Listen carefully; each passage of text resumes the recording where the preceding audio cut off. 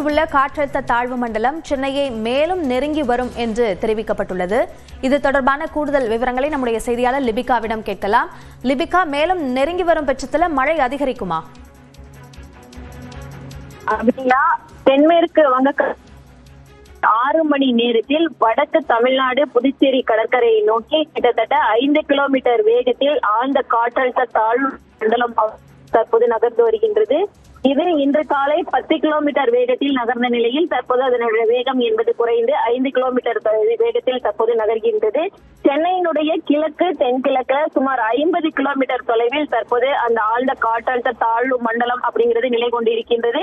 இது அடுத்த 12 மணி நேரத்தில் காற்றழுத்த தாழ்வு மண்டலமாக வலுவிழக்கக்கூடும் என வானிலை ஆய்வு மையம் தெரிவித்திருக்கக்கூடிய நிலையில் சென்னை, திருவள்ளூர் ஆகிய 2 மாவட்டங்களுக்கு மேகங்களை தரக்கூடிய மழையை தரக்கூடிய மேக கூட்டங்கள் தற்போது உருவாகி வருகின்றது. இதன் காரணமாக மிக கனமழைக்கான ஆரஞ்சு நிற எச்சரிக்கை என்பது விடுக்கப்பட்டிருக்கின்றது.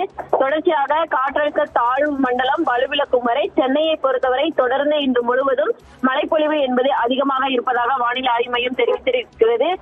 இருப்பினும் வட கடலோரம் வடக்கு தமிழ்நாடு மற்றும் புதுச்சேரி மற்றும் தெற்கு ஆந்திர பிரதேச கடற்கரைக்கு இணையாக வடக்கு நோக்கி தற்போது அந்த ஆழ்ந்த காற்றழுத்த தாழ்வு மண்டலம் நகர்ந்து கொண்டிருக்கின்றது. அடுத்த 12 மணி நேரத்தில் முழுவதுமாக காற்றழுத்த தாழ்வு மண்டலமாக வலுவிழந்துவிடும். அப்படியா? விரிவான விவரங்களுக்கு நன்றி லிபிகா.